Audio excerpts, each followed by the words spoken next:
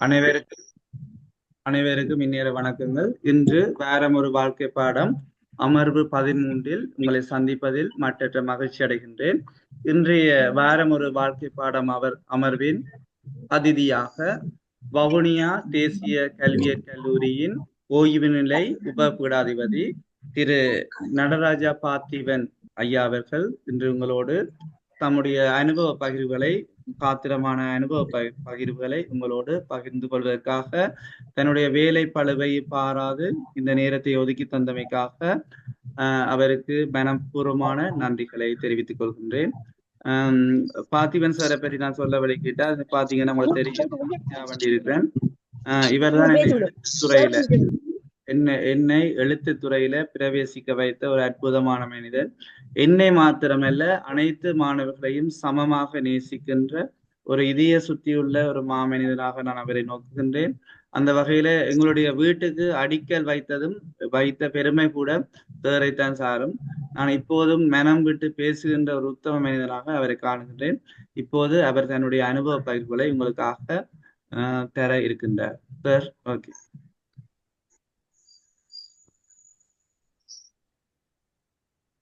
Sir. ஆமாம் ஆமாம் ஆம். திரும்பி இந்த ரைட், ஓகே ஓகே. இப்ப இந்த சத்தம் கேக்குதா? சார் கேக்குது கேக்குது. வீடியோ போடணுமா?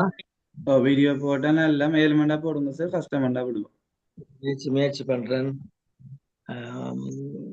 இந்த இது போட்டுறீங்களா?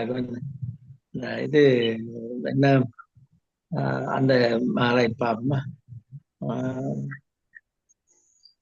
சரியா போட எலிமெண்டா போடுங்க சார், ரெடி. ஓகே, பிரச்சனை. அதான் போடத்தான் பாக்குறேன்னு ஸ்டார்ட் வீடியோன்னு போட்டிருக்கு. அது ஏதோ நான் நீண்ட நாள்கள் கவனிக்காத இப்ப பாப்போமா? அப்ப சத்தம் கேக்குதானே? ஓகே சார், ஓகே, அது கிளியர் ஆகு, நீங்க கதைங்க. Okay okay. அப்ப இந்த அன்பான இந்த நிகழ்வு ஒரு வரப்பிரசாதமான நிகழ்வு. உண்மையிலேயே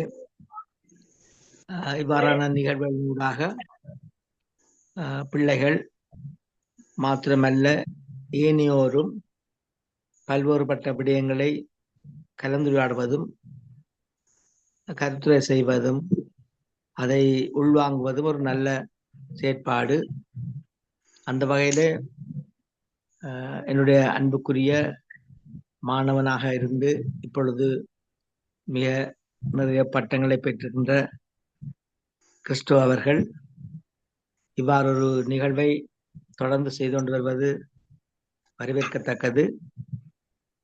முதலிலே அவருக்கு என் வணக்கத்தை தெரிவித்துக் கொண்டு இந்த நிகழ்வில் கலந்து கொண்டிருக்கின்ற அன்பான பிள்ளைகளே, உங்கள் அனைவருக்கும் இந்நேர வணக்கத்தை தெரிவித்துக் கொண்டு உண்மையிலே நான் கவலைப்படுகின்ற ஒரு விடயம், இன்று நான் இந்த நேரத்தில் சரியான நேரத்தில் உங்களோடு கலந்துரையாட முடியாமல் போனதற்காக நான் முதற்கண் உங்களிடம் மன்னிப்பு கேட்கின்றேன். ஏனென்றால் நான் இன்று முதலிலே கிறிஸ்துவ அவரிடம் சரியாக 7 மணிக்கு தொடங்குவோம் என்று கூறிவிட்டு பல்வேறு வேலைகளிலையும் ஈடுபட்டதன் காரணமாக எனக்கு 7 மணிக்கு தொடங்கினா போச்சு. ஒரு பரீட்சைக்கு தயாராகின்ற பிள்ளைகளுக்கு ஒரு 30 நிமிடங்கள் 38 நிமிடங்களை இன்று நான் வீணாக்கி 41 நிமிடங்களை வீணாக்கிட்டு ஒரு மிகவும் பெரிய கவலையோடு இருந்தாலும் இருக்கின்ற நேரத்தில் என்னுடைய அனுபவங்களையும் உங்களோட பகிர்ந்துள்ளலாம் என்று விரும்புகின்றேன். உண்மையிலே பரீட்சைக்கு மாத்திரமல்ல, வேறு பல்வேறுபட்ட தேவைகளுக்காகவும் வாசிப்பதை ஒரு தவமாக மேற்கொள்ளுங்கள். தவம் என்றால் உங்களுக்கு தெரியும், ஒரு விரதம் போல. தவம் என்றால் உங்களுக்கு தெரியும், ஒரு விரதம் போல நீங்கள் ஒரு பிரார்த்தனையாக செய்வது போல இந்த தவத்தையும் நீங்கள் செய்ய வேண்டும். வாசிப்பை ஒரு தவமாக்குங்கள். ஒரு புத்தகம் தொடர்பாக ஒரு கவிஞர் எழுதியிருந்தார், யாரோ செய்த தவத்தால் நாங்கள் பெற்ற வரம் புத்தகம் என்று. உண்மையிலேயே புத்தகத்துக்கு நாங்கள் தவம் செய்யவில்லை, அது யாரோ தவம் செய்தார்கள். இரவு பகலாக விழித்திருந்து மற்றவர்கள் சொல்லாத விடயங்களை தான் வித்தியாசமாக சொல்ல வேண்டும் என்று, எதை பற்றி சொல்ல வேண்டும், எவ்வாறு சொல்ல வேண்டும் என்று ஒருவர் தனக்குள்ளே நினைத்து நினைத்து இறுதியிலே அவர் ஒரு நூலை அல்லது ஒரு கட்டுரையை, ஒரு ஆக்கத்தை தருகின்றார் என்றால், அந்த ஆக்கத்தை நாங்கள் படித்து அதிலிருந்து நாங்கள் பல நன்மைகளை, பல பயன்களை, பல கருத்துக்களை, பல அறிவுகளை பெற்றுக் கொள்கிறோம் என்றால், அந்த புத்தகத்தை உருவாக்கியவர் ஒரு எழுத்தாளர், அவர் செய்த தவம், அதிலே நாங்கள் பெற்ற வரம் புத்தகம் என்று சொல்வார்கள். அந்த அளவுக்கு புத்தகம் மிகவும் ஒரு முக்கியமான கருவி. அதே புத்தகத்தை எடுத்துக்கொண்டால் அதை வாசிப்பென்ற ஒரு எண்ணக்கரு மிகவும் முக்கியமான ஒரு விடயம். வாசிக்க வாசிக்க மனிதன் பூரணத்துவம் அடைகின்றான். நன்றாக வாசிப்பவன் ஒரு நடமாடும் பல்கலைக்கழகம். ஆகவே வாசிப்பதனால் பல நன்மைகளை நாங்கள் பெறலாம். நான் அனுபவ பகிர்வாக கிறிஸ்தவ அவர்கள் சொன்னதன் காரணமாக ஒரு விடயத்தை குறிப்பிட விரும்புகின்றேன். நான் சின்ன வயதிலிருந்து நிறைய வாசிப்பேன். அந்த வாசிப்பின் பயன்தான் என்னை ஒரு எம்ஏ, அதாவது முது கலைமானி தமிழ் துறையிலே என்னை முன்னேற வைத்தது. இப்போதும் நான் ஒரு மணித்தியாலம் வாசிப்பேன். இன்று கூட நான் யாழ்ப்பாணத்திலிருந்து என்னுடைய இடத்திலிருந்து நான் ஒரு பஸ்ஸிலே கிட்டத்தட்ட 2.5 மணித்தியால பிரயாணம் செய்து வந்து வவுனியாவில் இறங்கினேன். அந்த 2.5 மணித்தியாலத்திலே நான் 2 மணித்தியாலம் ஒரு புத்தகத்தை வாசித்தேன். அந்த புத்தகம் நான் என்னுடைய பேக்கிலே கொண்டு போனால், போகைக்குள்ள ஒரு 2 மணித்தியாலம் வாசித்தேன், வரைக்குள்ள ஒரு 2 மணித்தியாலம் வாசித்தேன். புத்தகத்தில் இன்னும் கொஞ்சம் விஷயங்கள் இருக்கிறது வாசிப்பேன். ஆனால் புதிய தகவல், அந்த புதிய விடயங்களை நான் அறியும் பொழுது எனக்கு ஒரு சந்தோஷம் வந்தது. என்றால் இப்படிலாம் இருக்கிறார்கள், இப்படியெல்லாம் படிக்கிறார்கள், இப்படியெல்லாம் வாசிக்கிறார்கள், இப்படிலாம் எழுதுகிறார்கள். அது எனக்குள்ளே தந்த அந்த சந்தோஷத்தை நான் எப்படி உணர்ந்தேன். நாங்கள் வாசிக்க வாசிக்க வாசிக்க எங்களுக்கு எங்களோட சிந்தனை தெளிவு பெறும், எங்களோட நுண்ணறிவு விருத்தி பெறும், எங்களுடைய ஆற்றல் ஆளுமை அதிகரிக்கும். அப்ப நாங்கள் தொடர்ந்து வாசிப்பவர்களாக இருக்க வேண்டும். வாசிப்பவற்றை வெறுமனே வாசிப்பதல்ல, கற்க அசடற கற்க, கற்பவை கற்கபின் நிற்க அதற்கு தக. அப்ப கசடற, அதாவது ஐயன் திரிபன்றி நல்ல தெளிவாக நாங்கள் கற்பவற்றை கற்க வேண்டும். அது எதுவாயிருந்தாலும் அந்த விடயத்தை நாங்கள் நூலகம் சென்று நூல் மூலம் வாசித்தாலும் சரி, அல்லது பாடசாலையில் ஆசிரியர் கற்பித்தாலும் சரி, அல்லது வேறு ஒருவர் உங்களுக்கு ஒரு விடயத்தை சொன்னாலும் சரி, அவற்றை தெளிவாக கற்க வேண்டும், ஐயந்திரிவின்றி கற்க வேண்டும். நிறைய விடயங்கள் பிள்ளைகளுக்கு தெரிவதில்லை. இப்ப நான் என்னுடைய மாணவர்களை கண்டால் எப்போதும் சில கேள்விகளை கேட்பதுண்டு. உதாரணமாக விஞ்ஞானம் படிக்கிற மாணவரை நான் கேட்பேன், நீங்கள் ஒரு மெழுகுதிரியை நூற்கும் பொழுது, அல்லது ஒரு கற்பூர தீபத்தை நூற்கும் பொழுது, அல்லது ஒரு 10 வச்ச தீக்குச்சியை நூற்கும் பொழுது உஃப் என்று ஊதி நூத்து விடுவீர்கள். அதே வேளை ஒரு அடுப்பை ஒரு குழல் வண்டு, ஒரு எஸ்லோன் பைப் மாதிரி ஒரு குழல் வண்டு வைத்து அல்லது வாயால ஊதி ஊதி அடுப்பை பற்ற வைக்கிறீர்கள். அப்ப ஒரே நெருப்பு எரியறதுக்கு ஊதுரம், அணைக்கிறதுக்கு, அதாவது அந்த நெருப்பு அணைந்து போறதுக்கும் ஊதுரம். அப்ப நான் பிள்ளைகிட்ட கேட்கறது ஏன்? அந்த ஏன் என்ற கேள்வி ஒன்று தான் மிக முக்கியமானது. ஏன் எரியுது, ஏன் நூறு? இப்ப ஆண்டு 2 மாணவர்களுடைய பாட புத்தகத்தில் ஒரு பாடல் இருக்கும், மரத்தை வளர்ப்போம் மழையை பெறுவோம். அப்ப நான் அந்த பிள்ளை கேட்கறது, மரத்தை வளர்த்தால் எப்படி மழை கிடைக்கும்? அப்ப அந்த பிள்ளைன்னு சொல்லணும், ஸ்கூல்ல டீச்சர்கிட்ட, ஆசிரியர்கிட்ட, அல்லது தனக்கு இந்த பாட சொல்லித்தாள்கிட்ட கேட்கணும், டீச்சர் மரத்தை வளர்த்தால் எப்படி மழை பெய்யும்? அப்ப டீச்சர் சொல்லுவா, அது பிறகு மழை மரம் வளர்க்கறதுல மரத்திலிருந்து ஆவி ஈர்ப்பில தண்ணீர் மேல போகுது. அவை பிறகு குளிர்ந்து நீரா வருது. அப்ப டீச்சருக்கு பிள்ளை கேட்டா டீச்சர் விளக்குறது, பிள்ளை கேட்கறதுக்கு பிள்ளையும் டீச்சர் சொல்லித்தார ஆசிரியர் சொல்லித்தாரன்று பாடங்களை பார்த்து அப்படியே பாடமாக்குற அல்லது மனனம் பண்ற பேரை செய்யக்கூடாது. அது நீங்கள் விஞ்ஞானம் தொடர்பான கிறிஸ்தவ நீங்கள் விஞ்ஞானம் படிக்கிறீங்கன்னு சொன்னால் ஒவ்வொன்றுக்கும் காரணம் தெரிய வேணும். ஏன் ஏன் சார் இப்படி இப்படி செய்தா என்ன? நான் பொதுவாக நான் என்னுடைய மாணவர்கள் சில கேட்பதுண்டு. அது உணவு தொழில்நுட்ப பிள்ளைகளிடம் கேட்பேன், நீங்கள் கேக் செய்வீங்களோ? ஓம் சார். எப்படி செய்வீங்கள்? கோதுமை எடுப்போம், அதுல நாங்க அவிச்சமா எடுக்கக்கூடாதுன்னு கேட்டேன். யோசிக்கிறார்கள். நாங்க ஏன் அவிச்சமா எடுக்க, அதுக்கு காரணம் சொல்லுங்க. கோதுமை தான் எடுக்க வேணுமா? ஏன் அவிச்ச கோதுமமா எடுக்கக்கூடாது? அப்படி கேட்டா தான் பிள்ளை யோசிக்கும், ஏன் அவிச்ச கோதுமமா எடுக்கக்கூடாது? கேட்கலாம், திருப்பி அந்த மாவை அவிக்கிறோம் தானே. இப்படி என்ன விஷயமா இருந்தாலும் அப்ப நான் நினைக்கிறேன், நாங்கள் படிக்க ஆரம்பித்த சிறு வயதிலேயே எங்களுக்கு சொல்லப்பட்டபடியாம் இப்ப 2500 ஆண்டுகளுக்கு முற்பட்ட கிரேக்க தத்துவ ஞானி, அந்த கிரேக்க தத்துவம் தான் நாங்கள் இன்றைக்கு எல்லாரும் படிச்சு கொண்டிருக்கிறோம். கிரேக்க தத்துவ ஞானி, முதலாவது தத்துவ ஞானி சோக்ரட்டிஸ். அவருடைய மாணவர்கள்தான் பிளேட்டோ, அரிஸ்டோட்டில் போன்றவர்கள். அப்ப சோக்ரட்டிஸ்ட ஒரு முறை அவருடைய மாணவர்கள் கலந்துரையாடும் பொழுது, அவர் எந்த நூலும் எழுதவில்லை, அவர் இப்படிதான் செவிவழி செய்தி, அதாவது அவர் சொல்லிக் கொண்டிருப்பார், அவர் வினாக்களை வினாவிக் கொண்டிருப்பார், மாணவர்கள் வினாக்களுக்கு விடையளித்துக் கொண்டிருப்பார்.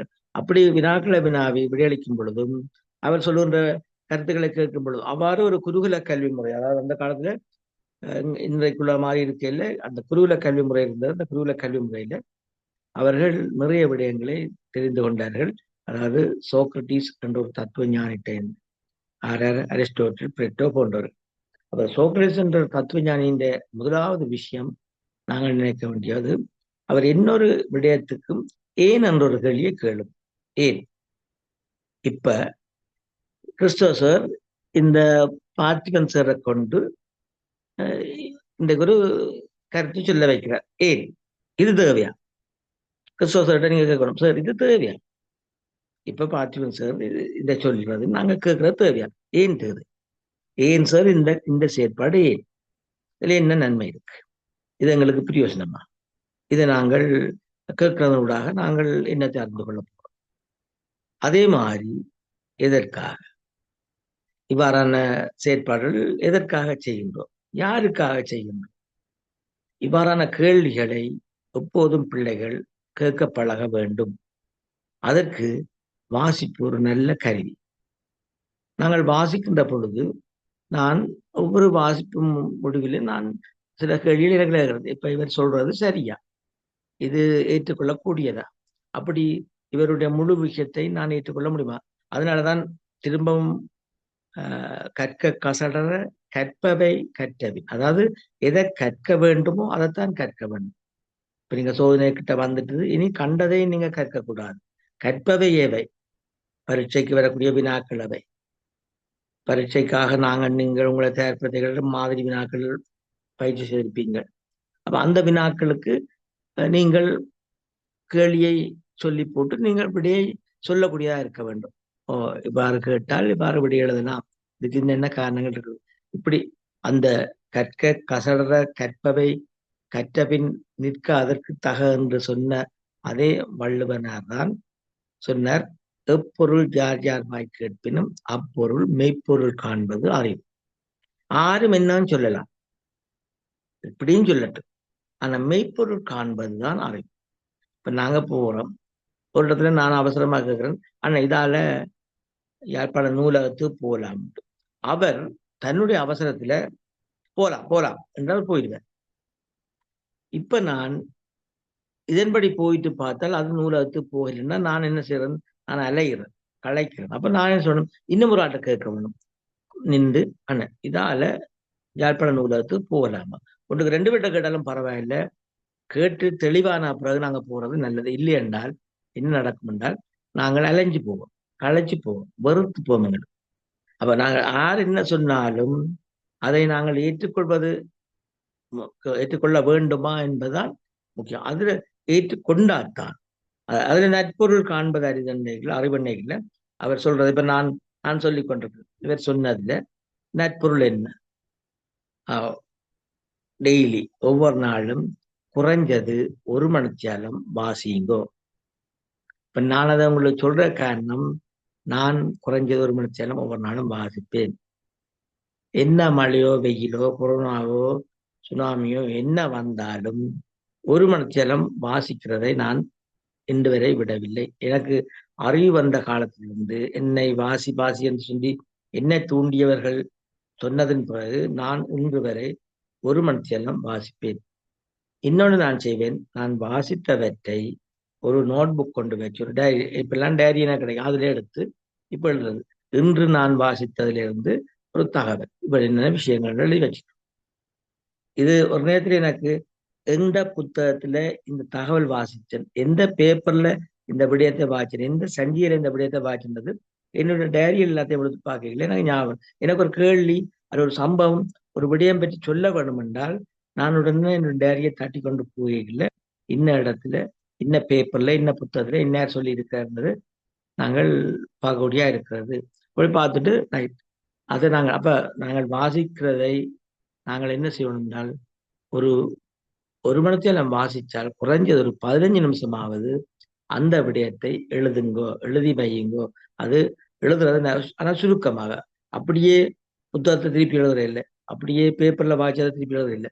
അതിന്റെ சாராம்சம், அது என்ன சொன்னது, അതിന്റെ விடயத்தை எழுதுறது. இது ஒரு நல்ல ஒரு பொழுதுபோக்காக நல்ல ஒரு பழக்கமாக நீங்கள் கொள்ள வேண்டும். எப்போதும் அநேகமாக நான் சொல்றது, நாங்கள் ஒரு சோதனைக்கு படிக்க முன்ன நான் ஆரம்பத்தில் என்ன செய்வேன்னு சொன்னால், ஒரு புத்தகத்தை எடுத்து, அது சமயமா இருந்தேன்னா, தமிழா இருந்தேன்னா, கணிதமா இருந்தேன்னா, விஞ்ஞானமா இருந்தேன்னா, நான் ஒரு பக்கத்தை எடுத்து பாய்ச்சி அதுல நான் கேள்வி எழுதுவேன். எழுதி போட்டு நான் அதுக்கு இப்படி எழுதுவேன். அப்ப நான் அதை ஒரு பந்து ஒரு பேராகிராஃபோ அல்லது ஒரு பெரிய வாய்ச்சி என்றால், உதாரணமாக நாங்கள் ஒரு ஆர்ம நாவலர் யாழ்ப்பாணம் நல்லூரில் பிறந்தார். அதில் நான் முதலாவது கேள்வி, ஆர்ம நாவலர் எங்கே பிறந்தார், பிறகு அவர் எத்தனையாம் ஆண்டு அவர் தன்னுடைய ஆற்றலை ஆங்கில ஆர்வத்தை பயன்படுத்தி பைபிளை தமிழில் மொழிபெயர்த்தார், முதல் மொழிபெயர்த்தார். அதுக்கு ஒரு கேள்வி, முதலில் தமிழில் பைபிளை மொழிபெயர்த்தது ஆண்டு எது? இப்படி நான் கேள்வி போட்டு நான் விடைய எழுதினேன்டா எனக்கு அதை நான் படிக்க எனக்கு நினைவு இருக்குமோ, இதுல என்னென்ன கேள்விகள் இருக்குது, எவ்வளவு கேள்விகள் நாங்கள் உருவாக்கணுமோ அவ்வளவு கேள்விகளை நாங்கள் எழுதி படிக்கிறது ஒரு வழக்கமா கொள்ள வேண்டும். அது எந்த பாடமா இருந்தாலும், இப்ப தமிழ் எடுத்துட்டீங்க 2 பேப்பர், தமிழில் உள்ள உயிரெழுத்துக்கள் 12 அவை என்று நீங்க எப்படி எழுதணும். தமிழில் உள்ள மெய் எழுத்துக்கள் 18 அவை எழுத வேண்டும். தமிழில் உள்ள உயிர் குரல் எத்தனை, உயிர் நெடில் எத்தனை, மெய்யெழுத்தில் உள்ள வல்லினம் எத்தனை, இடையினம் எத்தனை, மெல்லினம் எத்தனை, இப்படி நாங்கள் நாங்கள் அதாவது கேள்வியை தயாரிக்கிறது, அதை இளபடி எழுதுறது ஒரு நல்ல கற்றலாக, நல்ல ஒவ்வொரு சுய கற்றலுக்கு ஒரு நல்ல விடயமாக என்னுடைய அனுபவத்துல நான் பார்த்திருக்கிறேன். இப்ப நான் வாசிக்கிறதை 1 மணித்தியாலம் வாசிச்சு போட்டு ஒரு 10 நிமிஷம் ஒரு சுருக்க குறிப்பு எடுப்பேன். அது இன்ற வரைக்கும் நான் தொடர்ந்து கொண்டிருக்கின்றேன். 2வது, நான் ஒரு பாடத்தை படிக்கிறதா இருந்தால் அந்த பாடத்துல அதுல என்னென்ன கேள்வி எழுதலாம், என்னென்ன கேள்வி எடுக்கலாம்னு கையோட வாசிக்கைகளே கேள்வியும் எழுதி விடயம் போட்டு போயில, பிறகு கேள்வி எழுதி போட்டு பிறகு 2-3 நாள் இந்த விடைய போட்டோம்னா அது இன்னொரு வேலைப்பாடு. அப்ப வாசிக்கைகளே அது எல்லா பாடத்திலும் ஒரு கேள்வியோட, அந்த எல்லா பாடத்திலும் ஒரு கேள்வி கேட்கலாம், என்ன பாடத்திலும் ஒரு கேள்வி கேட்கலாம். அந்த கேள்வியை எழுதி அதுக்கு விடையும் எழுதி போட்டோம் என்றால் அது கூட எங்களோட நினைவில் நிற்கிறது, படிக்கிறது ஒரு நல்ல வேலை. மற்றது இன்னொன்று, நீங்கள் படிக்கிற பிள்ளைகள் செய்ய வேண்டிய விஷயம், இப்ப இரவு படுக்க போகைகள்ல இருந்து யோசிக்கலாம், படுக்க நேரம் படுத்து கொண்டிருக்கலாம். இன்றைக்கு காலமே எத்தனை கிளம்பினேன், 5 மணி கிளம்பினேன், என்ன செய்வேன், பல்லு மினிக்கினேன், மாங்கழுவினேன், பூ எடுத்து வந்து சுவாமிப்படத்துக்கு வச்சேன், அம்மா தண்ணி தந்தா குடிச்சேன், குடிச்சிட்டு முதலாவது பாடத்தை எடுத்து பார்த்தேன். நேற்றிடவே ஹோம்ஒர்க் எல்லாம் செய்தபடியால் இன்றைய காலமே அடுத்தடுத்த பாடங்களை ஒருக்கா திருப்பி பார்த்தேன். அப்புறம் என்ன செய்தேன், பாடசாலைக்கு வழிகிட்டேன். பாடசாலைக்கு போனேன். பாடசாலை நடந்தது, காலை கூட்டம் நடந்தது. அதிபர் என்ன சொன்னார், ஆசிரியர் என்ன சொன்னார்கள், மாணவர்கள் என்ன சொன்னார்கள். ரைட், இந்த வகுப்பறை சென்றார். எந்த டீச்சர் வந்தா, முதலாவது தமிழ் டீச்சர் வந்தா. தமிழ் என்ன படிச்சவ, இன்றைக்கு அவ ஒற்றுமை வேற்றுமை என்று ஒத்த சொற்கள் அல்லது ஒருமை பயன்மை ஏதோ அந்த அந்த படிச்ச விஷயத்த ஞாபகம். அவள் என்னென்ன படிப்பிச்சோ, ஒத்த சொற்கள் இப்படி தானே இருக்குன்னு சொன்னவ. இயன்ற இப்படியே யோசிச்சு நீங்க நிதிஞானம் பரவாயில்ல. ஆனால் காலமையிலிருந்து அன்றைய காலமிருந்து என்ன நடந்தது, இரவு படுக்க போகும் பொழுது நினைவுல கொண்டு நினைவுல கொண்டு வந்து ரைட் என்னென்ன விஷயங்கள் அது நேற்று வந்துடுது போகட்டும். இது இது இன்னொரு கட்டு நாங்கள் ஞாபகப்படுத்துறது. அப்படி ஞாபகப்படுத்தி கொண்டு வரையில அந்த அந்த பயிற்சி அப்படி வர இப்ப கிட்டத்தட்ட என்னுடைய நண்பர் ஒரு நாள் 81 வயசு. அவர் தன்னுடைய ஃபேஸ்புக்கில் தான் ஆண்டு 1 படித்த விடயங்கள், தான் 2 படித்த விடயங்கள், தன்னுடைய ஹாஸ்டல் பற்றி எல்லாம் பதிவு செய்கிறார். அந்த பதிவுக்கு நிறைய பேர் சொல்லினோம், 81 வயதுல உங்களுக்கு 1ஆம் ஆண்டுல படித்த பள்ளிக்கூடம், 1ஆம் ஆண்டு படித்த டீச்சர், 1ஆம் ஆண்டு உங்களோட நண்பர்கள் எல்லாம் ஞாபகம் இருக்கணும், புதினமா இருக்கணும். அவர் சொல்றாருனால், நான் ஒவ்வொரு நாளும் என்னுடைய ஞாபக சக்திக்கு இவ்வாறு சில விஷயங்களை செய்து கொள்றது. நாங்கள் ஞாபக சக்திக்கான பயிற்சியாக இதை கொள்ளலாம். ஏன்னா நாங்கள் படிக்கிற விடயங்களை மறக்காம இருக்கிறதுக்கு திரும்ப திரும்ப பார்க்க வேணும். மற்றவைக்கு என்னுடைய கிறிஸ்தவருக்கு தெரியும், என்னுடைய ஒரு பெரிய பலம் என்று சொல்லலாம். நான் நினைக்கிறது, நான் படிச்சதை நிறைய பேர் சொல்லுவேன். எனக்கு சந்தர்ப்பம் கிடைக்கும் நேரங்கள்ல அந்த கூட்டத்துல பேசுறதா இருந்தாலும் சரி, அல்லது பஸ்ல யாரோட கதைக்கிறாலும் சரி, அல்லது அயலுக்குள் இருக்க நண்பர்கள் என்னவோ நான் படிச்ச விஷயங்களை நினைவுல கொண்டு வந்து சொல்ற வழக்கம். அது எனக்கு நான் செய்கிற பயிற்சியா நான் நினைக்கிறேன், நான் நினைவுல வைத்திருப்பேன். ஒரு நண்பர்கள் சொல்லுவார்கள், ஒரு 10 வருஷத்துக்கு முந்தி வாசிச்ச புத்தகம் ஒன்றை பற்றி கூட பார்த்திபன் கேட்டால் இப்பவும் அதை சொல்லுவான் என்றால் நான் பயிற்சி எடுத்தேன். எனக்கு பயிற்சியா தான், எனக்கு தொழிலே அதை பயிற்சி எடுத்தேன். நான் என்ன வாச்சேன். அப்ப நான் என்னுடைய வீட்டில் என்னுடைய 3 கபர்ட் இருக்கு, அதில் ஒரு 2000-3000 புக்ஸ் இருக்குது. அப்ப புது ஆக்கள் வந்து கேட்கணும், இந்த புக்ஸ் எல்லாம் நீங்க வாசிச்சனீங்களோ? அப்ப நான் என்ன ஓமண்டு இதுல உள்ள விஷயங்கள் எல்லாம் தெரியாமலாம் உண்டு. இப்ப எனக்கு ஒரு புக்கு எடுத்தோடனே இன்னேற்ற புத்தகம் என்ன விஷயம், அது ஒரு நாவல், என்ன நாவல், என்ன இடத்தை பற்றிய நாவல். இது எடுத்தோம், இது ஒரு சிறுகதை தொகுதி, இதுல என்னென்ன சிறுகதை இருக்கு, ஒரு 15 இருக்குது. இது என்ன, இதை எடுத்தோம், இது ஒரு சமய புத்தகம், இதுல என்னென்ன விஷயங்கள் இருக்குது. இப்ப என்ன, அது நான் வாசிச்சபடியால் நண்பர்களுக்கு திருப்பி திருப்பி இந்த புத்தகத்திற்கு வாசிங்க நல்லா இருக்கு, இதுக்கு இருக்க வாசிங்க நல்லா இருக்குன்னு சொன்னபடியால் அது நினைவு நிற்கிறது. இப்படி நாங்கள் படிக்கிறதுன்றது தனியா பரீட்சைக்கு மாத்திரம் படிக்கக்கூடாது. அது ஒரு பக்கம். பரீட்சை பெறுபவர் முக்கியம், பரீட்சைக்கு நல்ல மார்க்ஸ் எடுப்பது முக்கியம். இருந்தாலும் நாங்கள் அண்டண்டாடு படிக்கிற ஒரு பழக்கத்தை மேற்கொள்ள வேண்டும்.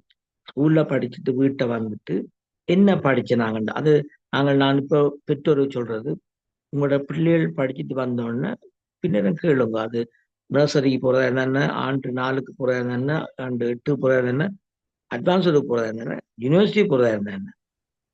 அப்ப சில அப்பா அம்மா பிள்ளைகிட்ட ஒரு உங்களுக்கு தெரியும், டாக்டருக்கு படிக்கிற ஒரு பாய் ஃபர்ஸ்ட் இயர் படிச்சுட்டு வரைக்கலாம். அவன் அப்பா கேட்கிறார், அம்பி என்னடா படிக்கிறான். அவர் சொல்றாரு, அப்பா நான் நேர்ல படிச்சேன்.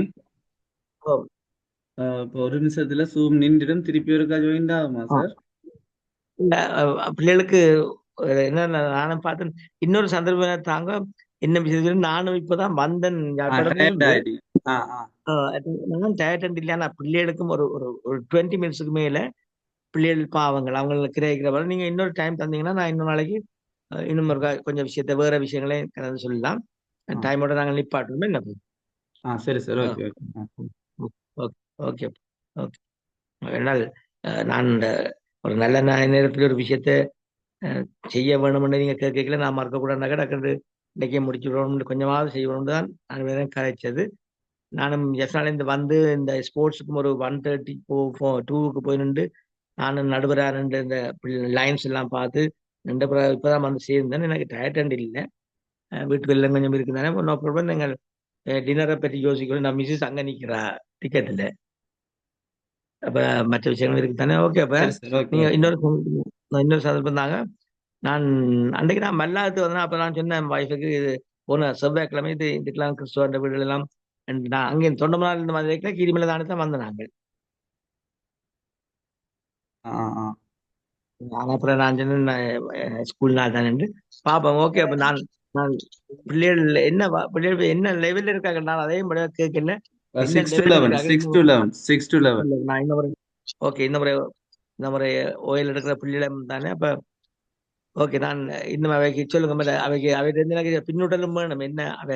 என்ன எதிர்பார்க்கணும், எப்படி கற்கலாம், ஞாபகம் வச்சுக்கிறதுக்கு என்ன வழி, அப்படி எதுவும் அவை என்ன எதிர்பார்ப்பு வந்தால் அதுக்கு நான் ஏதாவது நான் அறிஞ்ச வகையில சொல்லலாம்.